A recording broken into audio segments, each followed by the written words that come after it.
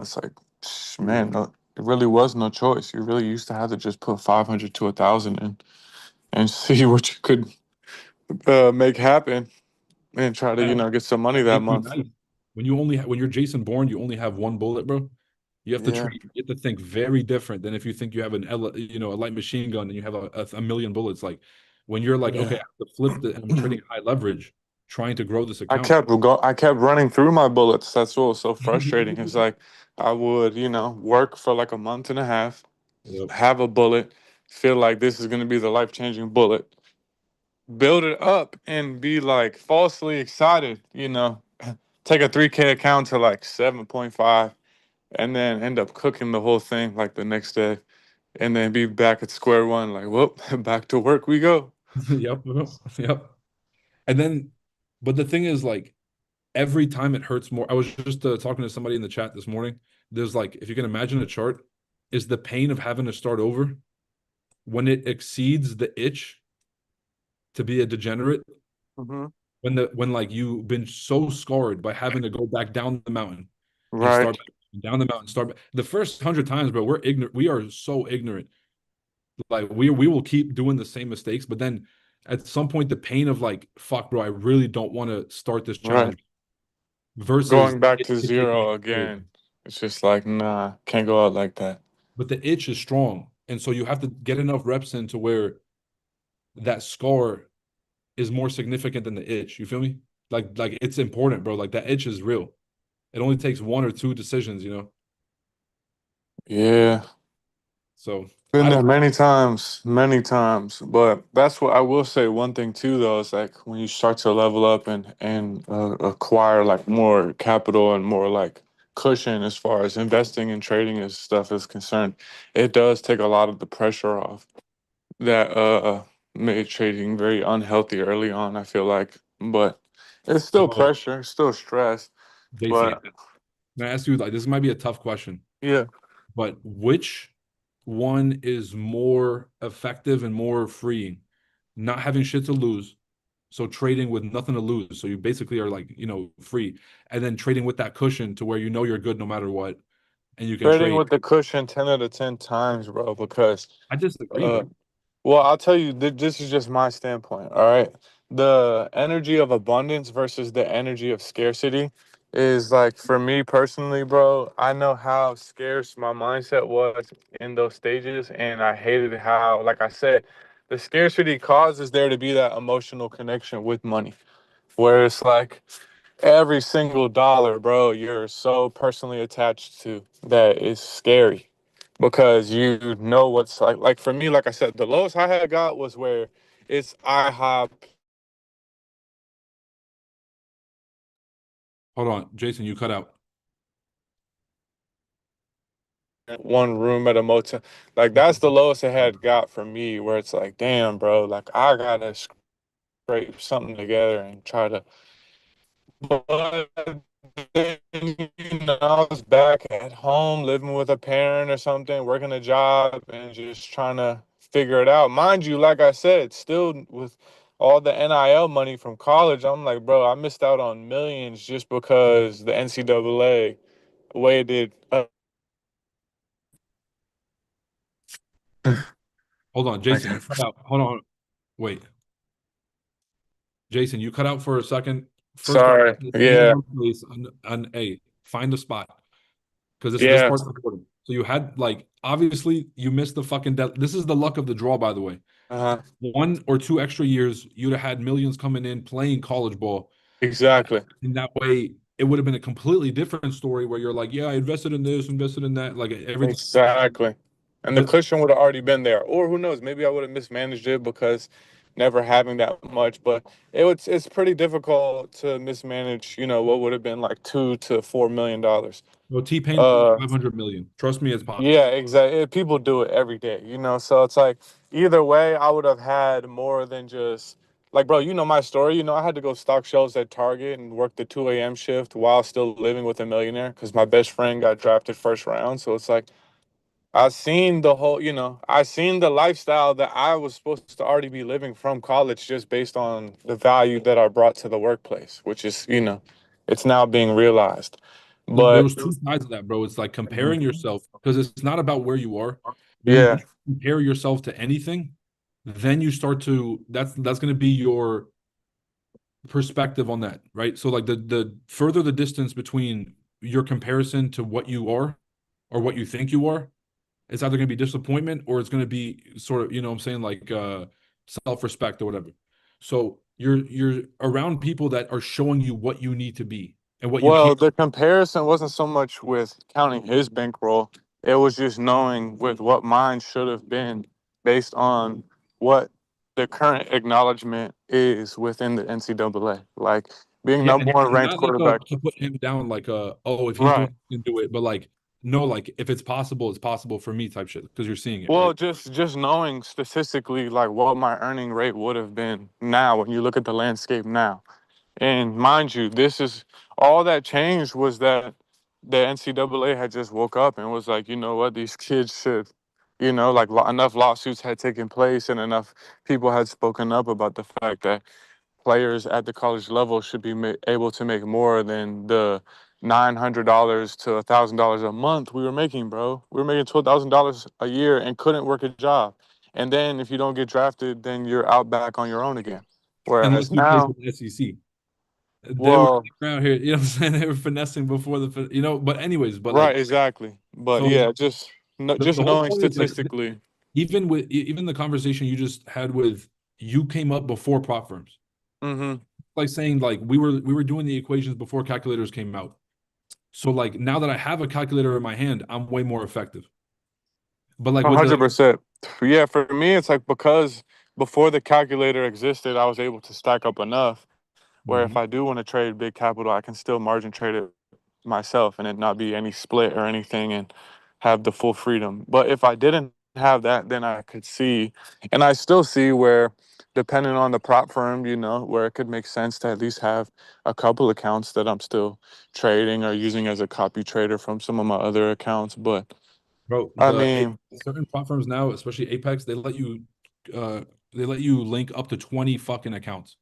yeah, see, with Well, something let's do like this math. that, it makes complete sense. With 50K accounts, you can take a $2,000 payout every 8 days, let's call it. So you can like maximum is three payouts a month. You know, if you're really, really juicing, if you're going 100% following the rules. So with 20 accounts at two bands, that's 40K. Three times, that's 120K a month. But you're only trading one account. Yeah, yeah. It copies it on all the other ones. And Hmm. each account costs about $16. So I'm just saying, bro, think about it. I'm not trying to fucking, you know what I'm saying? I'm not trying to convince you any other way, but get a couple of those fucking puppies, you know what I'm Yeah. saying? The scalability and all of it makes sense. It's like we said, as long as they're paying out and the rules are simple enough to follow and all that stuff. I love seeing people win. You know me, bro. For However sure.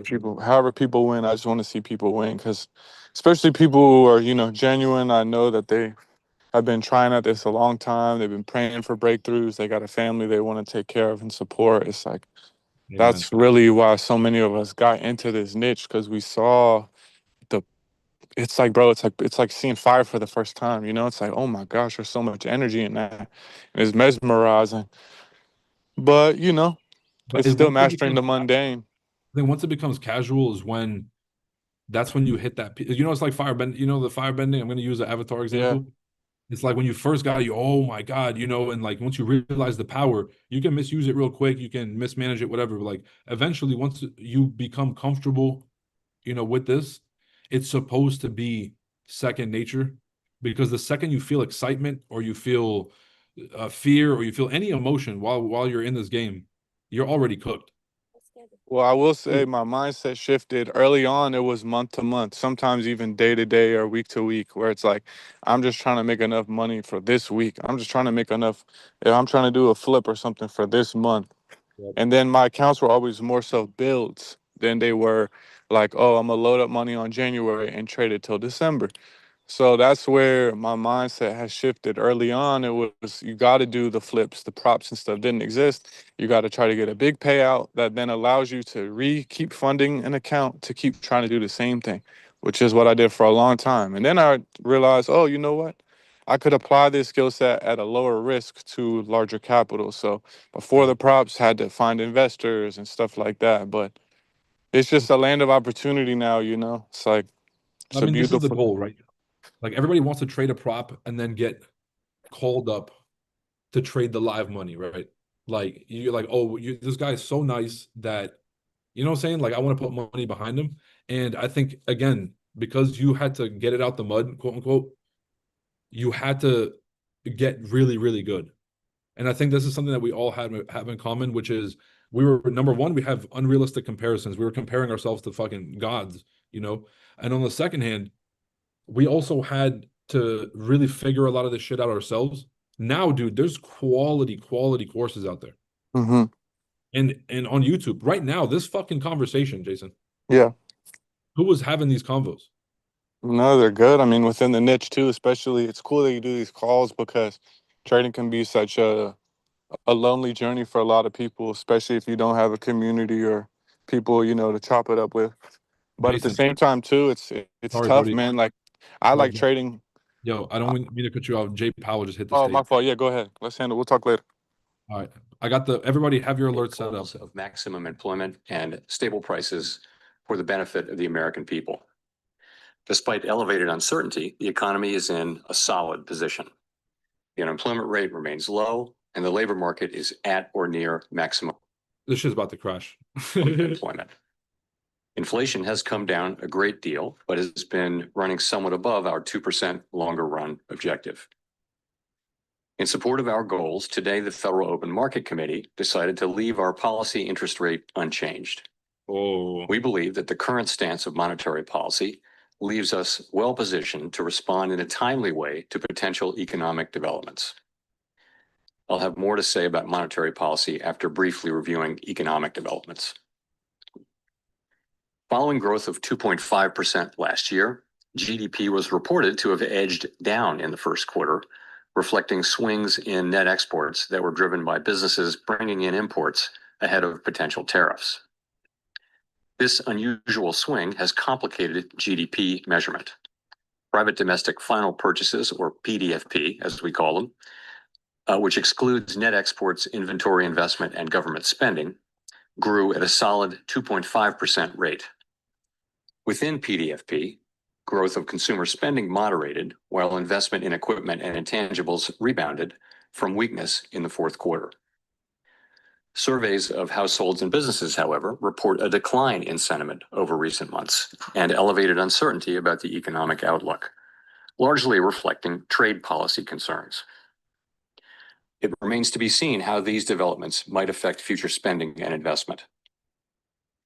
In our summary of economic projections, the median participant projects GDP to rise 1.4% this year and 1.6% next year, somewhat slower than projected in March. In the labor market, conditions have remained solid. Payroll job gains averaged 135,000 per month over the past 3 months. The unemployment rate at 4.2% remains low and has stayed in a narrow range for the past year. Wage growth has continued to moderate while still outpacing inflation. Overall, a wide set of indicators suggests that conditions in the labor market are broadly in balance and consistent with maximum employment. The labor market is not a source of significant inflationary pressures.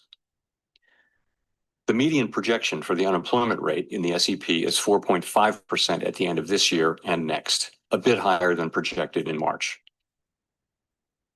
Inflation has eased significantly from its highs in mid-2022, but remains somewhat elevated relative to our 2% longer run goal. Estimates based on the Consumer Price Index and other data indicate that total PCE prices rose 2.3% over the 12 months ending in May, and that excluding the volatile food and energy categories, core PCE prices rose 2.6%. Near-term measures of inflation expectations have moved up over recent months, as reflected in both market and survey-based measures. Respondents to surveys of consumers, businesses, and professional forecasters point to tariffs as the driving factor. Beyond the next year, how is he going to say that PCE is down? This is the 5-year chart for PCE.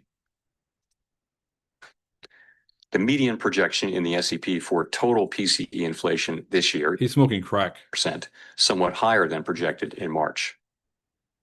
The median inflation projection falls to 2.4% in 2026 and 2.1% in 2027. Our monetary policy actions are guided by our dual mandate to promote maximum employment and stable prices for the American people. At today's meeting, the committee decided to maintain the target range for the federal funds rate at 4.25% to 4.5% and to continue reducing the size of our balance sheet. We will continue to determine the appropriate stance of monetary policy based on the incoming data, the evolving outlook, and the balance of risks.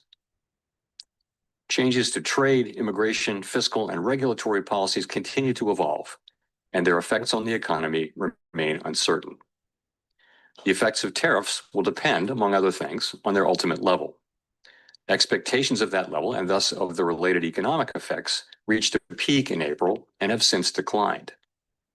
Even so, increases in tariffs this year are likely to push up prices and weigh on economic activity. The effects on inflation could be short-lived, reflecting a one-time shift in the price level. It's also possible that the inflationary effects could instead be more persistent.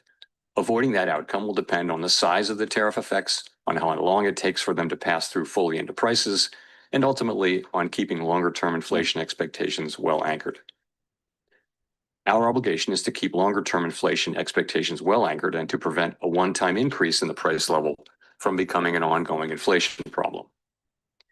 As we act to meet that obligation, we will balance our maximum employment and price stability mandates, keeping in mind that without price stability, we cannot achieve the long periods of strong labor market conditions that benefit all Americans.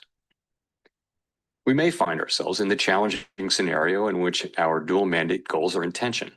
If that were to occur, we would consider how far the economy is from each goal and the potentially different time horizons over which those respective gaps would be anticipated to close.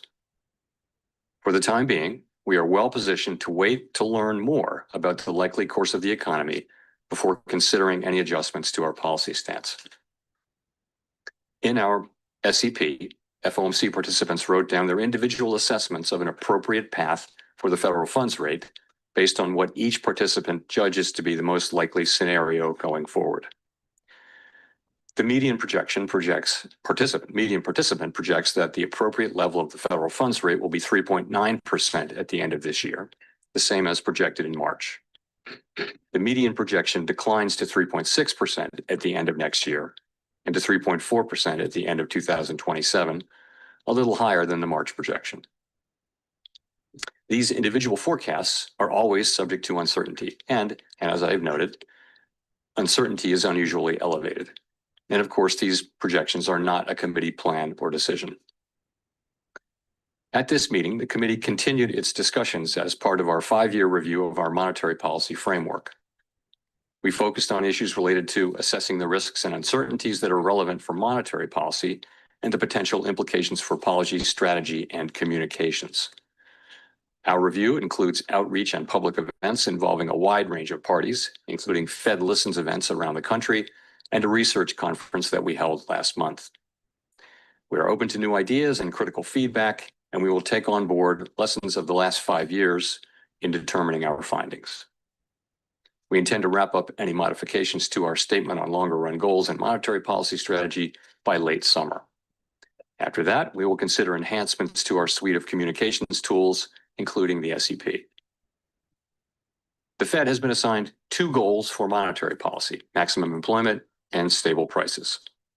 We remain committed to supporting maximum employment, bringing inflation sustainably to our 2% goal, and keeping longer-term inflation expectations well anchored. Our success in delivering on these goals matters to all Americans. We understand that our actions affect communities, families, and businesses across the country. Everything we do is in service to our public mission, and we at the Fed will do everything we can to achieve our maximum employment and price stability goals. Thank you. I look forward to your questions. Thank you. I look forward to your questions. As you point out, we do expect to see more of that over the course of the summer. It takes some time for tariffs to work their way through the chain of distribution to the end consumer. A good example of that would be goods being sold at retailers today may have been imported several months ago before tariffs were imposed. So we're beginning to see some effects, and we do expect to see more of them over coming months. We do also see price increases in some of the relevant categories like personal computers and audiovisual equipment and things like that that are attributable to tariff increases. In addition, we look at surveys of businesses, and there are many of those, and you do see a range of things, but many companies do expect to put all or some or all of the effective tariffs through to the next person in the chain, and ultimately to the consumer. Today, the amount of the amount of the tariff effects, the size of the tariff effects, their duration and the time it will take are all highly uncertain. So that is why we think the appropriate thing to do is to hold where we are as we learn more. And we think our policy stance is in a good place where we're well positioned to react to incoming developments. So in terms of The bullshit answer. penciled into the SEP, is this reflecting that there's this expectation that underlying inflation will just stay well enough contained that allows the committee to eventually move ahead with those cuts? Or is it The SEP is the statement of economic projections that the Fed puts out. how should we make sense of the forecast? So if you look at the forecast, you will see that people do generally expect inflation to move up and then to come back down. But we can't just assume that. Of course, we don't know that. And, our job is to make sure, one of our jobs is to make sure that a one-time increase in inflation doesn't turn into an inflation problem. And that, again, that will depend on the size of the effects, how long it takes for them to come in, and ultimately on keeping inflation expectations anchored.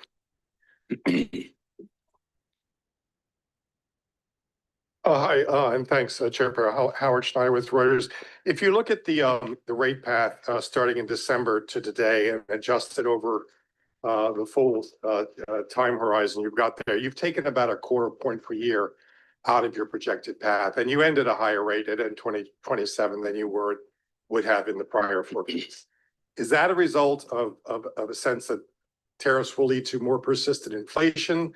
Is it a result of reassessments of where your short-term neutral rate is? Why are you on a slower path now? So I would focus most on the nearer term as you get out to the later years. It's hard for anybody to know where the economy is going. You didn't see people moving their longer term, estimate of the neutral rate, for example, at this meeting. So and those things are probably slow moving. So I think if you look at what's happening here since March, this is since March, right? You see a little slower growth, just a tiny tick up, a 1/10 tick up in unemployment, and you see inflation moving up 0.3. And by the way, it was a similar move from the all of which is true. We can see the charts right here. March. So that's what you see. You see the effects of tariffs. I think we learned in April after the March meeting that substantially higher tariffs were likely. And then since then, the estimates of where the tariffs will be have actually moved back down, although still at an elevated level. So we're adapting in real time. And what you see is an accumulation of individual assessments. You say in the statement that risks have diminished on that front, but the July I'm going to roast Jerome date for all after this question. Expiration Day tariffs is still out there and unresolved. You've got now exchange of missiles between two Middle East adversaries with a possible U.S. involvement. How can you justify saying that risks have diminished?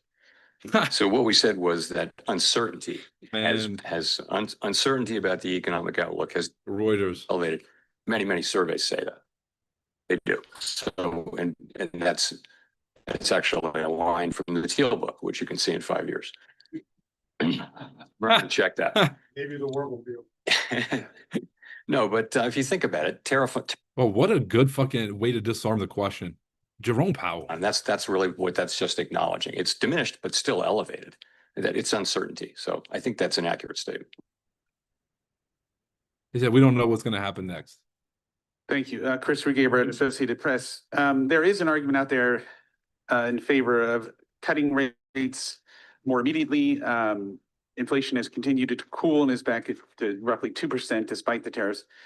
And I guess I also wanted to ask about, cracks in the job market with gross hiring slowing, concentrated in just a few industries. We've seen some housing data including this morning that have been pretty This is what happens when your analysts write your questions. Two really good questions, but have nothing to fucking do with each other. weakening, and that is a reason to cut rates going forward. So we do, of course, monitor all those things. I think if you look at the overall picture, He's you know, reading. what you're seeing is 4.2% unemployment and an economy that's growing at a rate hard to know given the unusual flows in the first quarter, but it appears to be 1.5%, 2%, maybe a little better than that. Sentiment has come up off of its very low levels. It's still depressed. So, you know, you can point to things. The housing market is a longer run problem and also a short run problem. I don't think it's indicative of, you know, basically the situation is we have a longer run shortage of housing, and we also have high rates right now. I think the best thing we can do for the housing market is to restore price stability in a sustainable way and create a strong labor market. And that's the best thing we can do for the housing market. You asked about the job market. Again, look at labor force participation, look at wages, look at job creation. They're all at healthy levels now. I would say you can see perhaps a very, very slow continued cooling, but nothing that's troubling at this time. But you know, we watch it very, very carefully. So overall, again, the current stance of monetary policy leaves us well positioned to respond in a timely way to economic developments. And for ChatGPT has answered. we'll be watching the data carefully.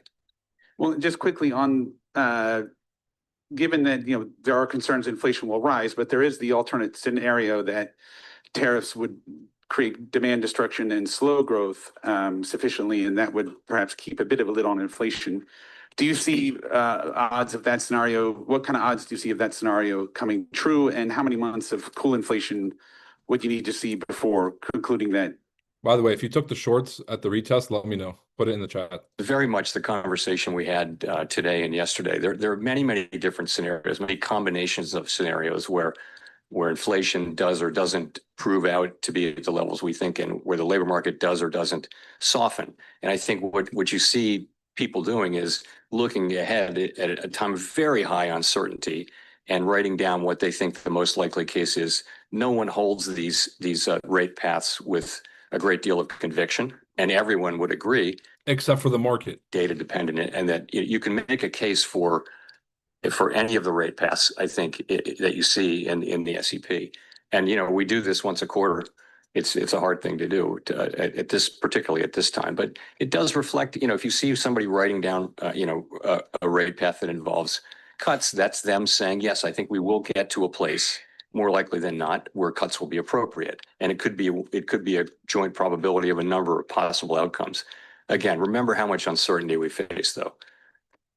It's, bro, he's got to be sore sitting on that fence, man. It could or it couldn't, you know, it's all uncertain. We don't know, and nobody knows what's going to happen. Yes, you do. Place where you have the confidence in the outlook for, say, inflation and or Let's go, Steve. the unemployment rate. Well, how many months does it take, and what do you want to see in the data to get to that level of confidence to actually reduce rates off the restrictive level? So it's very, very hard to say when that will happen. We know that the time will come. It could come quickly. It could not come quickly. As long as the economy is solid, though, as long as we're seeing, are you guys hearing this? Labor market that we have and reasonably decent growth and inflation moving down, we feel like the right thing to do is to be where we are, with where our policy stance is, and just learn more. And in particular, we feel like we're going to learn a great deal more over the summer on tariffs. We hadn't expected them to show up much. But this isn't an apprenticeship. Learn on the job. You got to know what you're doing. Extent to which they do over coming months. And I think that's going to inform our thinking, for one thing. In addition, we'll see how the labor market progresses. So at some point it will become clear. I can't tell you exactly when that will be.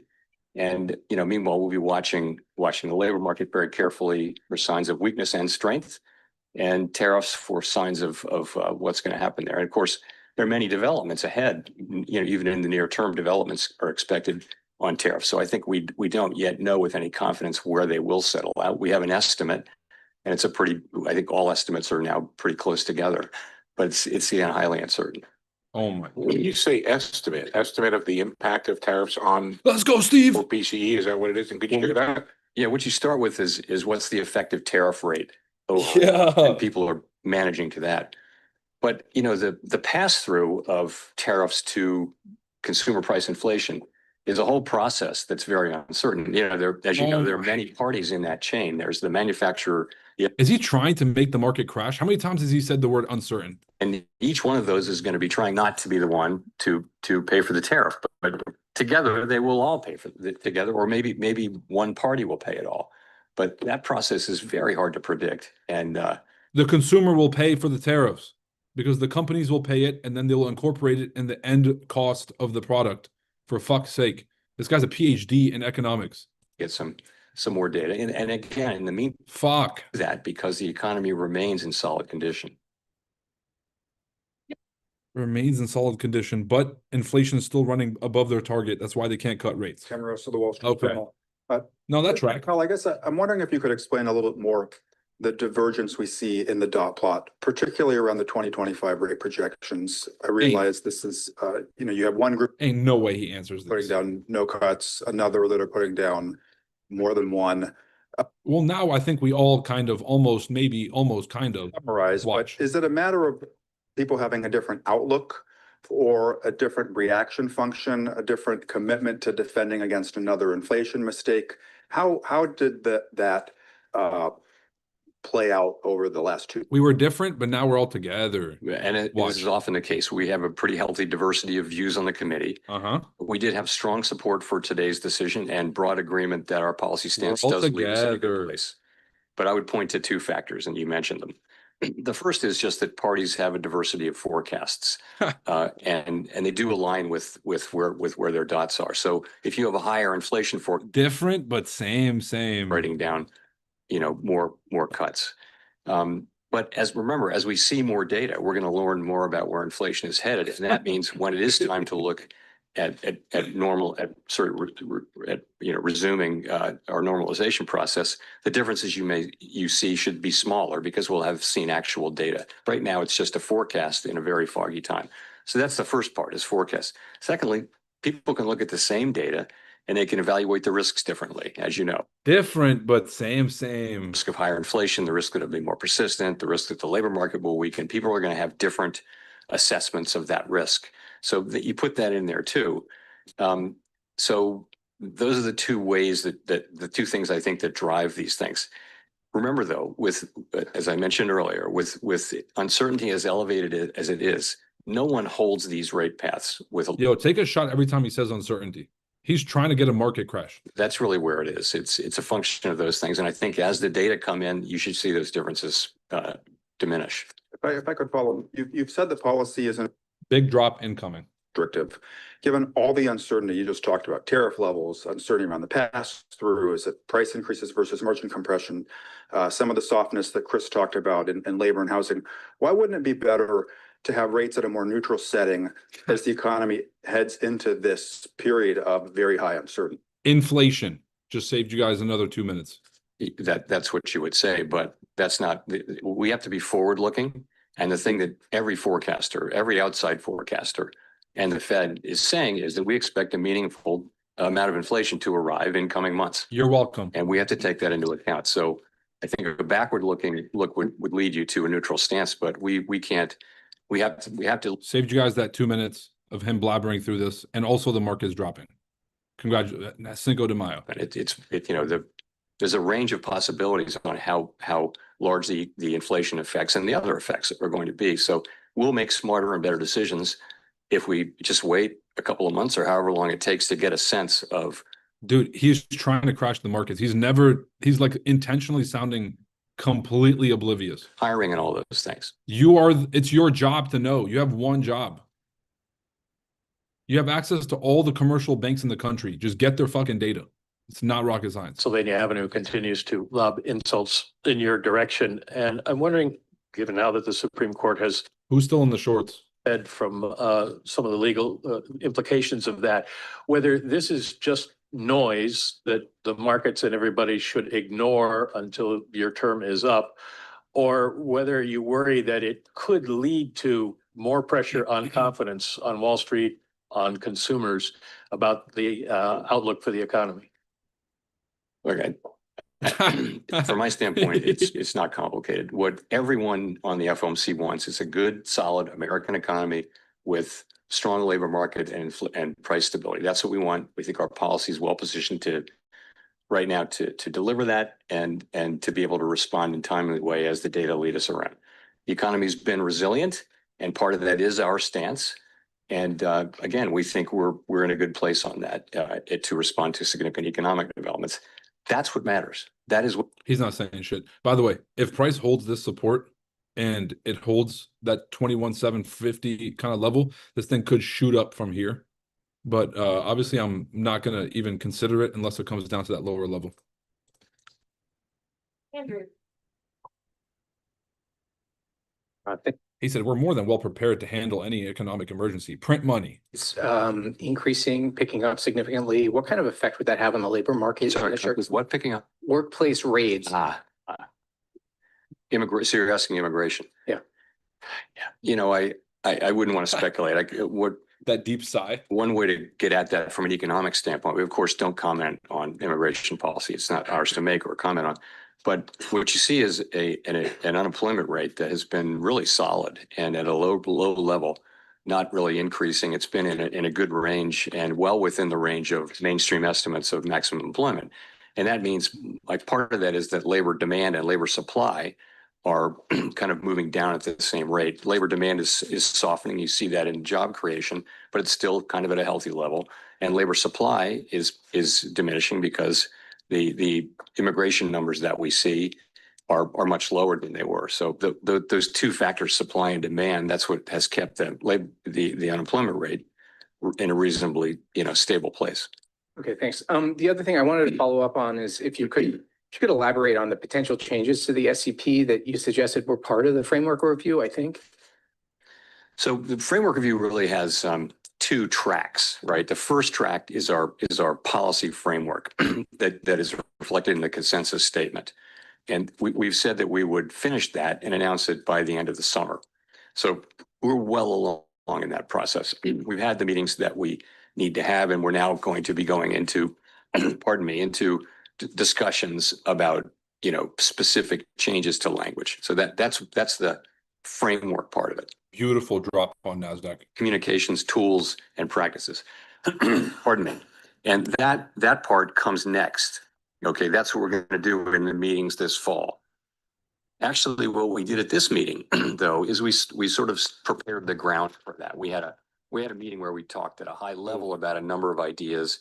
The SCP is part of it. Many other ideas. It's sort of, how do we think our communications can be improved?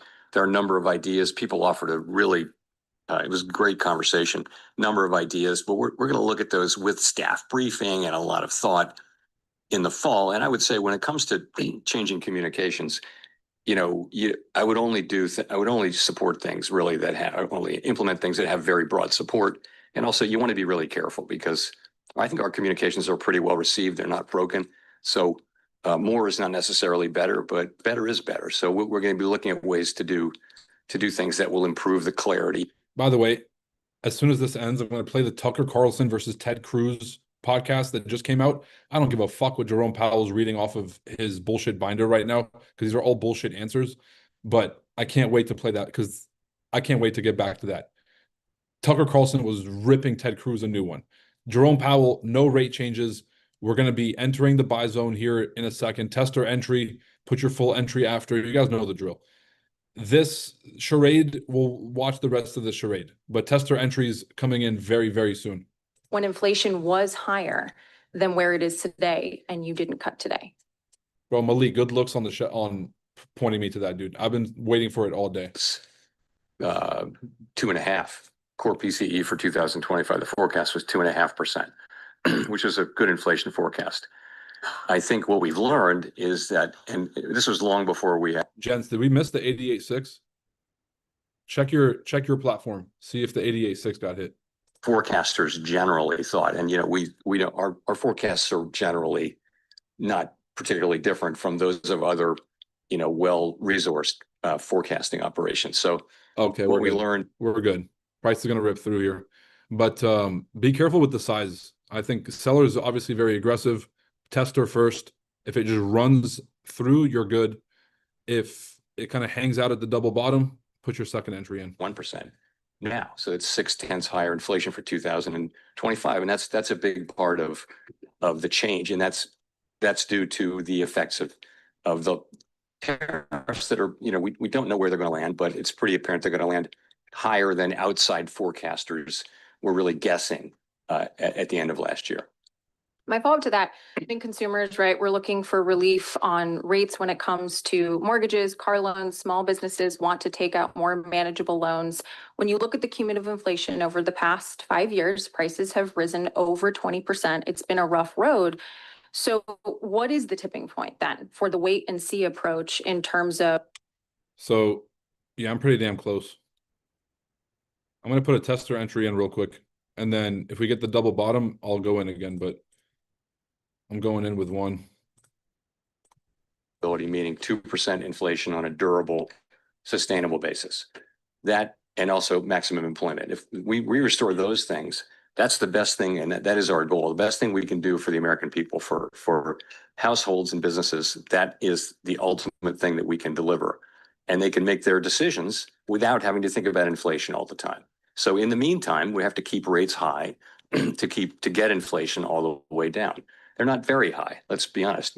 I would say policy is modestly or moderately, probably modestly now restrictive. If you look at the economy, it's not performing as though it were performing under very strict monetary policy, very restrictive monetary. Oh my I would say God. probably modestly restrictive. Dude, I get it. And so what I think is confidence that inflation is coming down. Now, I would say without tariffs, that confidence would be building, because if you see what's happening with non-housing services and housing services, which are the other two big pieces other than goods, those are coming down really nicely now. So I think we have to learn a little more about tariffs. I don't know what the right way for us to react will be. I think it's hard to know with any confidence how we should react until we see really the size of the effects, and then we can start to make a better judgment. So that's what we're doing, and I think we can take the time to do that because unemployment is 4.2%. Wages are moving up. Real wages are moving up at a healthy clip now. And inflation is, 2.3% headline inflation. Nice rejection so far. I mean, with decent growth. Thank you, Chair Powell. So you're saying that uncertainty has come down, the economy is moving at a solid pace, inflation has come down over the past 3 months, and this is all moving in the right direction. So are you indicating here that Americans should expect some sort of economic pain in the second half of the year? I'm not saying that at all. From our standpoint, what I can say is that the U.S. economy is in solid shape. Inflation has come down. The unemployment rate remains at 4.2%. As I mentioned, real wages are moving up. It's a good job creation is at a healthy level. Unemployment, again. Wow, what a rejection. In a good place. So, and what we're waiting for to reduce rates is to understand what will happen with really the tariff inflation. And there's a lot of uncertainty about that. Every forecaster you can name he just said uncertainty. Bro, we're taking profits at TP1. I'm securing. I'm moving stops to break even, bro. I don't care. Everyone that I know is forecasting a meaningful increase in inflation in coming months from tariffs because someone has to pay for the tariffs, and it will be someone in that chain that I mentioned between the manufacturer, the exporter, the importer, the retailer.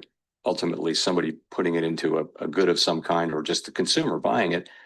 And all through that chain, people will be trying not to be the ones who pick up the cost, but ultimately the cost of the tariff has to be paid. And some of it will fall on the end consumer. We know that because that's what businesses say. That's what the data say from past. So we know that's coming. And we just want to see a little bit of that before we make judgments prematurely. And follow up on that. So you spent years though talking about how you're data dependent, and be a little more direct on this.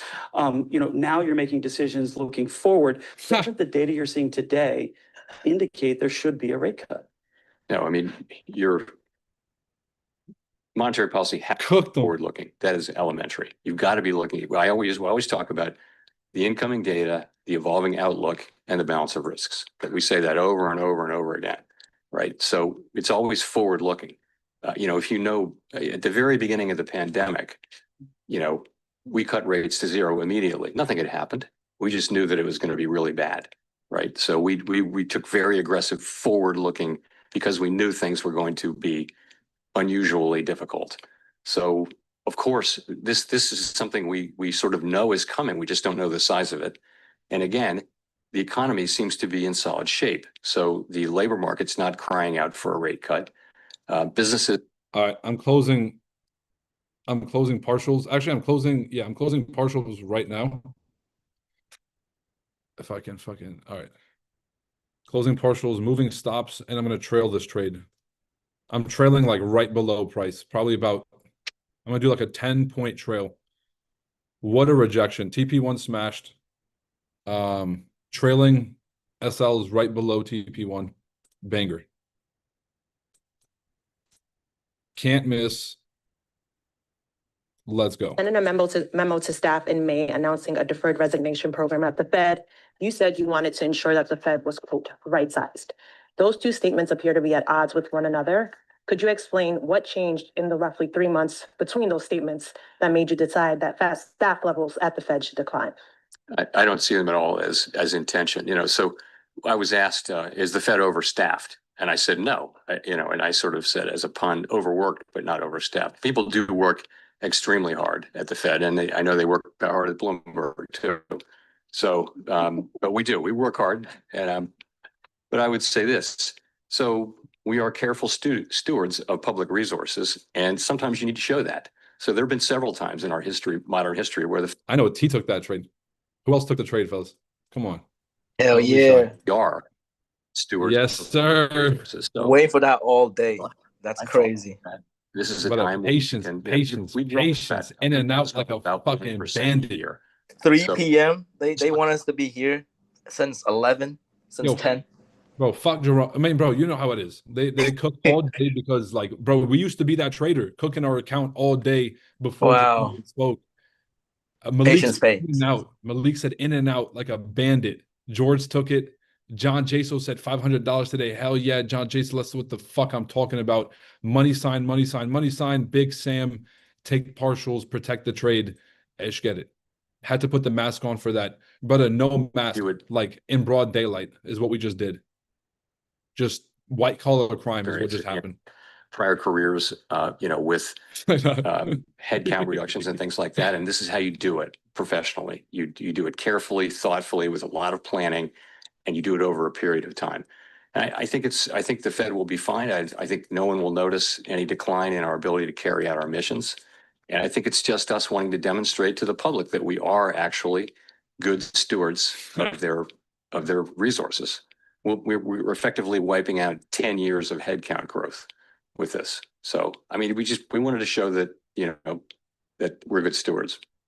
How is progress? So they have all the projections for the jobs at the Fed that they're missing or losing because of these, but they don't have any projections about the rest of the fucking economy. Many organizations find that they can do this. You don't want to do it every year or anything, but you can do it at intervals, and you wind up not interfering with your ability to perform your jobs. What the fuck is he doing, man? Bro, I'm almost scared to check the dollar or bonds.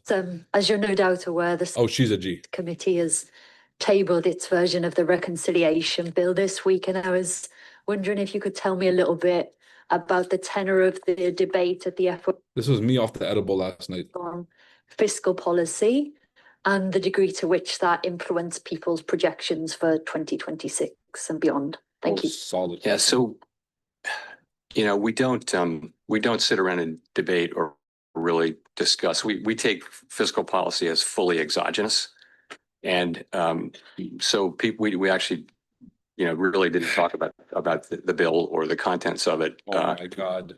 It's still evolving. This thing's going to add $2 trillion to the budget. It's going to add to the national debt, $2 trillion, to the national debt, which the Fed receives the interest payments. So yeah, they fucking looked at the bill. I expect that they may already be in, but they will be in by the next meeting. We'll make an estimate, but it's not a major thing. It's nothing that we discuss. Oh my God. It may have been mentioned a couple of times, but as something that's coming in. Yo, this is really driving me to the edge. What has gotten into Jerome? He's never like this.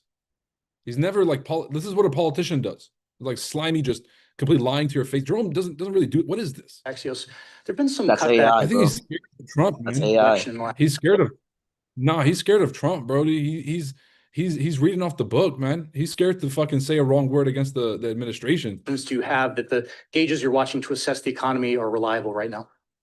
That's a hostage right there, T. Two things. One, the data we get right now, we can do our jobs. I'm not concerned that we can't do our jobs. That's not the point. The point really is the point. we are starting to see, layoffs and important gatherers of data are saying that they're having to cut back on the size of their surveys. That's going to lead to more volatility in the surveys.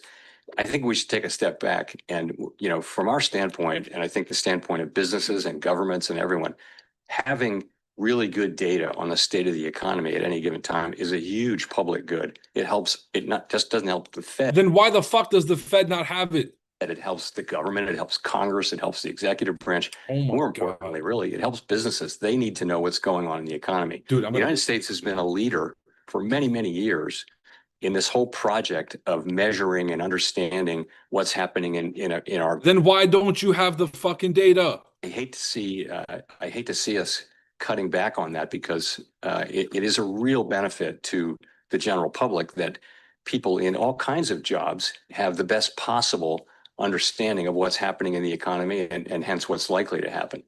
It's very hard to measure what's going on in the U.S. economy. Okay, let me translate. He's upset that a lot of jobs got cut from the Fed because of the Doge cuts and because of some of the other sort of like downsizing of the government. And he's trying to frame it as we can't get all the right information because we need more people. And you guys cut all the people that we needed. And this is a really important job, which I agree with. We need young analysts to have at least like, I'm saying, you did a fucking internship at the Fed. That's going to be very instrumental to how they function in the greater economy and how beneficial they are. Amazing. Dude, call JP Morgan Chase. They have all of it with AI. Get the fucking commercial or get all of the consumer banking data. How many people have outstanding loans, credit cards that aren't paid? How many, mortgages are out? How many car loans are coming out? You have the exact data because you are a mafia of the 6 largest commercial banks. And you can get the information. So now you're just fucking with us. And I don't appreciate that. If you read, there was a book called, it's really remarkable how many things you need to understand to estimate US GDP. Very, very. Because you keep changing the calculation. All right, I'm done. I'm sorry, guys. They changed the calculation. That's why it's so hard to fucking. Right. I would want to keep investing in that, for the good of the general public.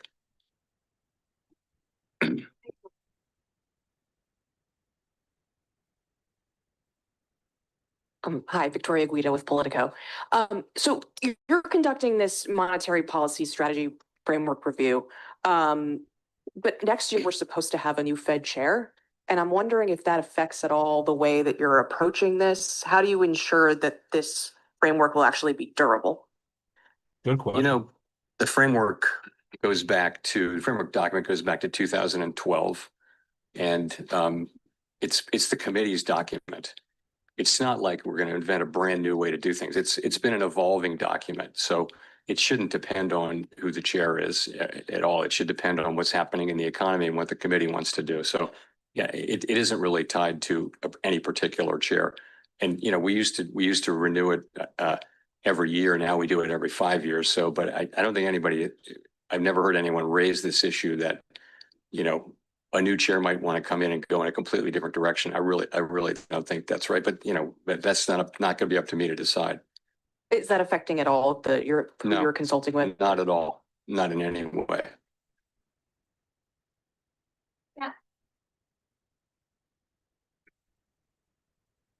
Thank you, Chair Powell. Matt Egan from CNN. Relatively low gas prices this year have helped drive down inflation in recent reports, but that trend is starting to reverse given the crisis in the Middle East. How are you thinking about how the Israel-Iran conflict will impact the economy, especially inflation? And what lessons were learned during the 2022 period when another conflict, the Russia-Ukraine war, sent oil and gas prices skyrocket? So, of course, we're watching like everybody else is, what's going on. I really don't have any comment on that.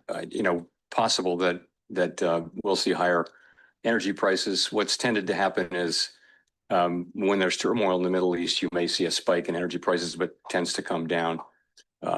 Those things don't generally tend to have lasting effects on inflation, although of course in the 1970s they famously did, because you had a series of very, very large shocks. But we haven't seen anything like that now. The U.S. economy is far less dependent on foreign oil than it was back in the 1970s. So, but there. A quick follow-up. I've just got to ask you about artificial intelligence. Some technology executives have recently been warning that AI could wipe out a large chunk of entry-level jobs. Yes, I know the trade is jumping right now. Just booming. All right. Relax. Yes, to the pip. Look at the chart. Look at the chart. To the pip. Sells and buys. Oh no, it's casual. Oh no, let's just listen to Jerome Powell talk. No. To the pip. Decimal places. Accuracy. Anyone who's done any EP2 smash with AI pips don't will have, two-step pips don't, bro. And it's just a different thing. So Bro. I think this is something that the trade is jump. Episode 900, 5,076 trades I should have held. Boom, NASDAQ today. Even more effective. So I think it's really hard to know. That, of course, there are optimists who feel like it's going to 3 bangers today. Wait till it comes up to the 21,940 for the shorts, but we can make it 4 bangers. To think it's going to replace an awful lot of jobs right across the income spectrum, white collar, blue collar, and everything. So I just don't know. We don't have a house view on that, but this is going to be a very important question for some time. Great.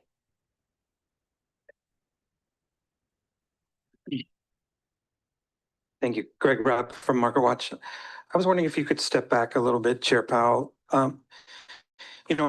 There's a spate of articles and a lot of op-eds now in the newspapers saying that the U.S. economy and the global economy is going through this profound change, akin to the end of the Bretton Woods era in the 1970s. And don't you owe the American people some sort of explanation for what we're going through? I mean, I noticed earlier this month when you talked about Bretton Woods a little bit, and you said that Bretton Woods, the Fed staff had to change how the dollar movements of the dollar was impacting the economy. Are we going through something like that now? That, are you having to change how you do monetary policy? Is it that fundamental a change underway? Thanks. It's certainly a time of real change. From a geopolitical standpoint, from a trade standpoint, from an immigration standpoint, you see this not just here, but everywhere. So there's quite a lot going on. It doesn't change the way we do monetary policy in the near term. I mean, but and it doesn't change our objectives or what we need to do. And, these things are not really our issues. They're really issues for elected governments. All of those issues are really for elected governments. But there's no question it's a time of real change, and very hard to see where that goes. Will it be? There have been many things written about how it's going to be a more inflationary time. That's possible. It's not guaranteed. Malik, walking away is the name of the game. AI could cut in the very other direction. AI could make people much more productive and push in the other direction. I don't know though. So, but you're right. But honestly, our focus is a much more practical one, and that is how do we keep inflation low and employment high in the near term. That's really what we're about. Mark.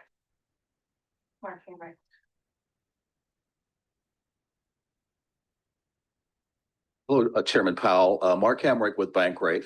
What is the view about the growing amount of slack in the job market, including the softening in payrolls, the forecast of a modest rise in the unemployment? Slack meaning the difference between the amount of people that won't work and the amount of open jobs there are. So the total capacity that you're operating on in terms of productivity. You don't really see unemployment going up. You don't see increased slack really. I mean, at the margin, remember you're at 4.2% unemployment. That was that's true. For many years. That was extremely low level. It happens to have come up off of an even lower level as we came. Like we're at record lows, but this is right before a recession happens. This is what it looks like. Low end of estimates of the longer run, sustainable level of natural rate of unemployment. But every time that we're near the 2.5 to 4 level, every time we hit the lows, the gray bars are a recession. So just pay attention to this chart right here. Sort of more than was consistent with 2% inflation. They're still moving up at a healthy clip, and I think much more consistent with 2% inflation given a reasonable assessment of trend productivity.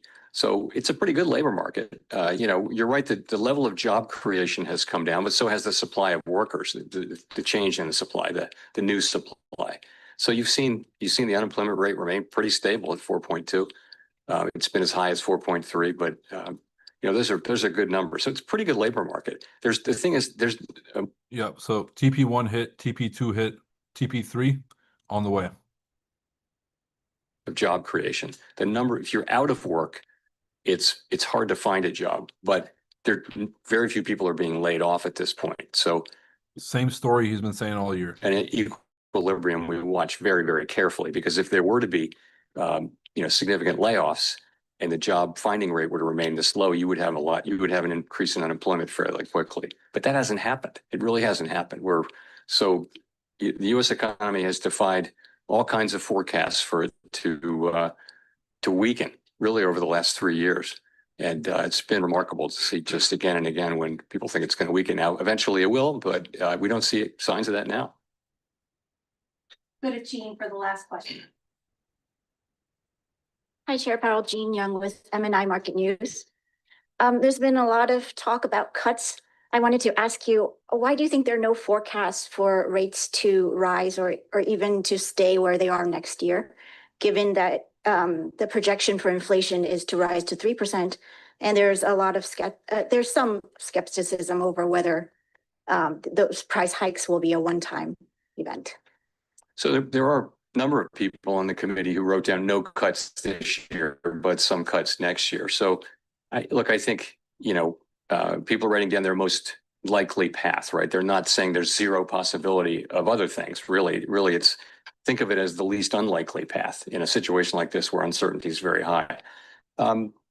I think, again, people write down their rate paths, and they do not have like a really high conviction that this is exactly what's going to happen over the next 2 years. No one feels that way about their rate path. They feel like, what am I going to write down? I mean, what would you write down? It's not easy to do that with confidence. So I would just say it that way. We don't rule things in or out. Certainly a hike is not the base case at all. It's not something people are writing down, but in the meantime, we do the best we can with these forecasts, and I think they're representative of the different forecasts and different reaction functions that people on the committee have. So thank you very much. Thanks.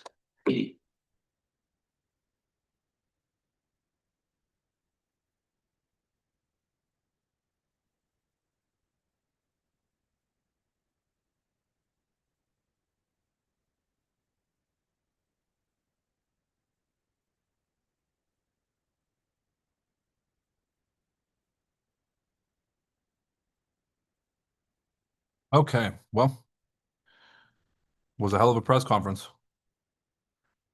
So let's do a recap real quick of what just happened. So last night on the members only call, and then also on the stream, I think 2 days ago, we had played this whole scenario out. We have a very clear range. We sold the top, bought the bottom. Incredible trades today. Now, what did Jerome Powell say during the press conference, just to kind of recap his main points? Now, I'll be honest, it's very rare to see Jerome Powell acting like this, where he's just reading off the prompter, making it very obvious, too, that he's reading from the binder, that he's not answering these questions honestly. And so, I mean, they could be honest or dishonest or whatever, but like every single one of his answers was a cop-out. It could happen, could not happen. He used the word uncertainty more times than I can count. And I really think that, I don't know, like the Fed chairman is always supposed to project some sort of optimism about monetary policy, project strength, project confidence, project clarity. this reading off the teleprompter, this like kind of fumbling over questions, kind of 1 foot in, 1 foot out, that's not confidence. But obviously, all of this is kind of planned in advance. Everybody who has open orders, I mean, everybody meaning the largest capital allocators who are trading these markets, they have open orders at certain prices. They're waiting for these opportunities to sort of execute, regardless of what the outcome is. I get it. But it's still important to figure out what the Federal Reserve Chairman, he's claiming he doesn't, like, they don't have the accurate date. Okay, we'll go over this on another stream. Anyway, what he said about tariffs is his expectation is there's going to be a delay. And so the effects of pricing are going to be extended, and the biggest price increases he expects is in tech. So your computers, phones, if you want to get the newest iPhone, you want to get the newest laptop, that might have to wait a year or two. Now, I do have some friends in the shipping industry and kind of import-export industry, and what they're saying is you can offset a lot of these costs just by storing all your goods in a warehouse and then holding them in these sort of like intermittent warehouses where you don't pay the tariff until you get them out of the warehouse. And so you can basically park them there. They bought a bunch of stuff in advance. They're waiting for the tariffs to come down, and then they're sort of like getting their materials out of these warehouses at a very, very good tariff rate. And then they're not even doing this in America sometimes. Like, you know, a lot of the American manufacturers, now they're doing it in Mexico. They're keeping their goods in Mexican warehouses and Canadian warehouses, sort of waiting until those tariff rates come down so that they can export them in. So every retailer is going to find a workaround, or they're going to go out of business. That's the nature of business, right? Now, for consumers, like I said before, every company is going to incur a cost, and they're going to pass that cost on to the consumer. This is just the way that it works. Now, they're in competitive industries. So like America does protect a few monopolies. Let's say like Apple, the Apple store and the Google store.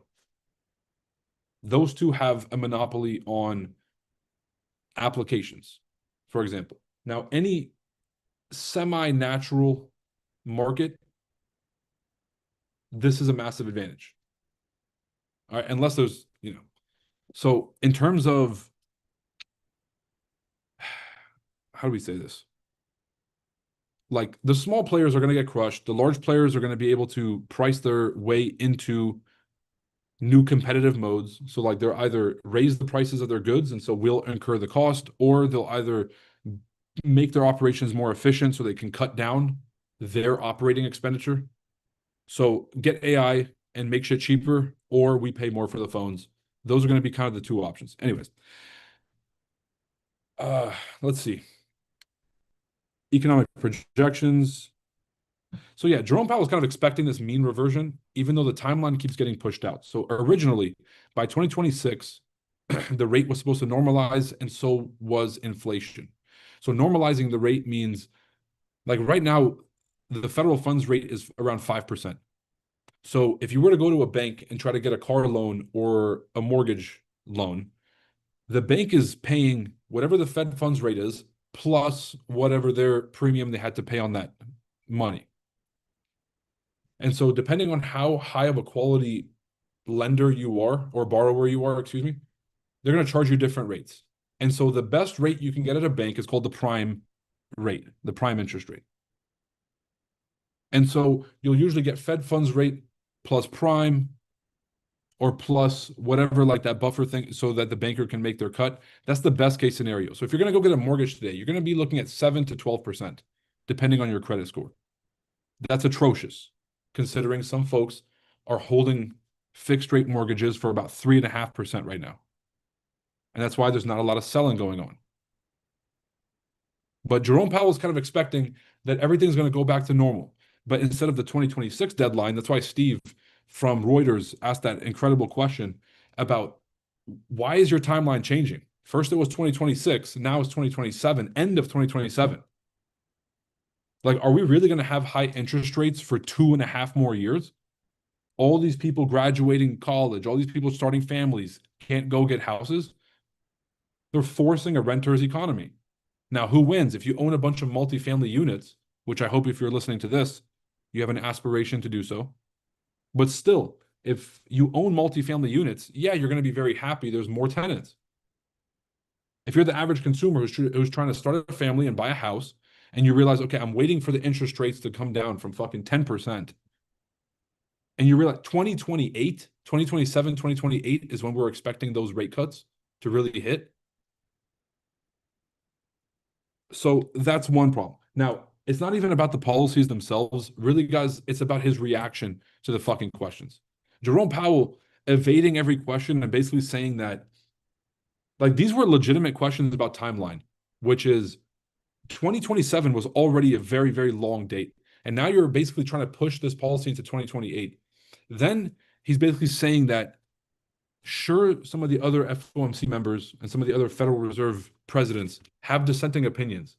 The Federal Reserve president, or the president of the Federal Reserve Bank of New York, right? They have dissenting opinions from Jerome Powell. You guys, you know that little fucking like tongue-in-cheek joke I did about same but different? That was his fucking answer. Yes, we all have different opinions, but we can all come together and we kind of all got on the same page. The same page about what? About 3 years to normalize the rate? Listen, people, I'm going to put this in fucking plain English. They printed 17 trillion fucking dollars into the economy. So now that was called quantitative easing. It started with Obama. Well, it's not even Obama's fault. I'm going to blame Bernanke, because Bernanke was the Fed chairman at the time. 08 financial crisis, the GFC, the global financial crisis, that happened. Now, the quantitative easing one started around 2009. Okay, it was like $700 billion, massive amount of money at the time. And it was coupled with a fiscal kind of handout helicopter money policy called TARP. And so like you can get money in the hands of citizens with the stimulus checks, and you can refund the banking system kind of bailouts for the banks. QE 1, 2, and 3 lasted from 2009 to 2014. Okay, quantitative easing 4 happened because of COVID. Quantitative easing 4 was all three of the quantitative easing facilities, 1, 2, and 3 combined times 4.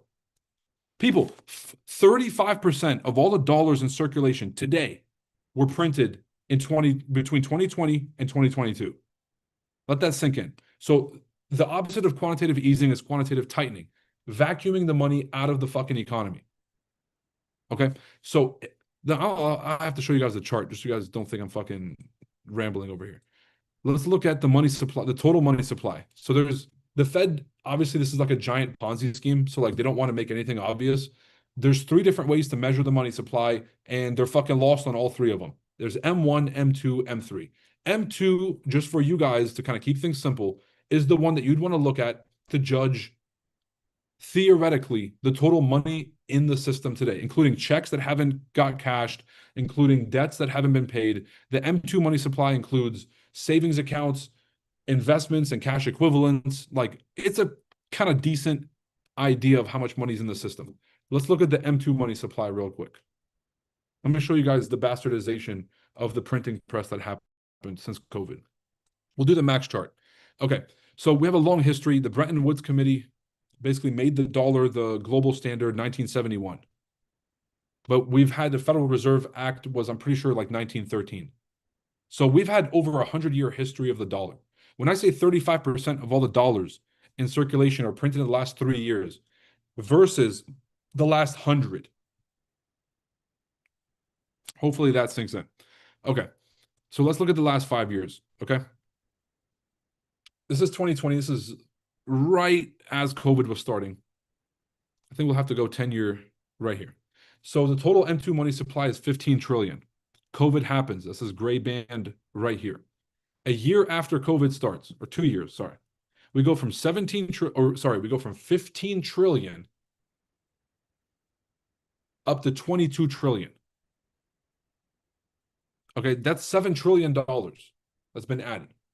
Now, between 2022 and 2023, this little like kind of retest that you guys see right here, this is called quantitative tightening. This is their version of vacuuming the money out of the system now and trying to slow everything down. Now, interesting fact about this period right here is they took out about $500 billion total, okay? There was a few regional bank crashes that happened. There was Silicon Valley Bank, and then there was, fuck, I'm blanking on the name. You guys know what I'm talking about. There was the regional banking crisis that happened in California because of the duration risk of the bonds they were holding. They were holding bonds, they were in drawdown on a bunch of these trades. The investors wanted their money in the middle of these trades while everything is in drawdown. And they just couldn't handle it. There was a duration risk where they were holding these long duration bonds, being like, well, our customers will never want their money in time. And they did want the fucking money, and it wasn't there. And these banks are all a sham. Okay, we know that. So then the Fed created something called the BTFP, the Bank Term Funding Program, which basically pumped hundreds of billions of fucking dollars into the banking system. So every last dime that was taken out in this period right here, this sort of 1 year period in 2022 to 2023, a couple $100 billion here and there, was completely undone in the span of 3 weeks because of the BTFP. Right? So they haven't taken the money out of the system. That's why inflation is still persistent. That's why Jerome Powell can't fucking cut rates. Because if he cuts rates, there's gonna, like, prices at the grocery store won't go high, won't go too high. That's not really not the concern here. Like, egg prices are down 80% from when Trump took over. Like, grocery prices are down despite supply chain crunches. But there's going to be asset bubbles if they cut the rates. Money will flow like a motherfucker. The crypto, stocks, real estate, things will balloon. People bought a home for $300,000 pre-COVID, 2019. And now, after COVID, that same house for $300,000 is sitting at $500 grand. They're sitting on $200,000 of equity in a span of 3 or 4 years. People's great-grandparents used to leave them a house so that 80 years later, that thing could be worth some equity they could pass on to their children. This fucking thing got ramped up. It was like a hungry hippo for all the elites while the fucking ship was sinking. And whoever got their bag got their bag. Whoever didn't was left on the outside. So anyways, Jerome Powell's stuck. He can't cut rates. I still give him a B+. Today, D-. Horrendous. What the fuck was that performance from Jerome Powell? Watch the Tucker and Ted Cruz interview. Ted Cruz is a fucking traitor to this country. Treason. Hit like and subscribe. Click the link in the description. If you made money, y'all know the deal. Brother, when you get a chance, my PayPal canceled. Boop, boop, boop. Malik, email us info@chartaddictsfx.com. Send us a message on Discord. The live stream is not the place, but I promise you we're going to get you taken care of. I don't know why PayPal would do that, but we'll beef with PayPal if we have to. Alhamdulillah. All right, everybody, take it easy. Happy and safe trading. Another FOMC day successful. Peace. Abdon says 2K on that rejection. What a day. The streams are gold. Abdon, send a fucking one of those super chats for the squad. You know the deal. Anyways, take it easy, y'all.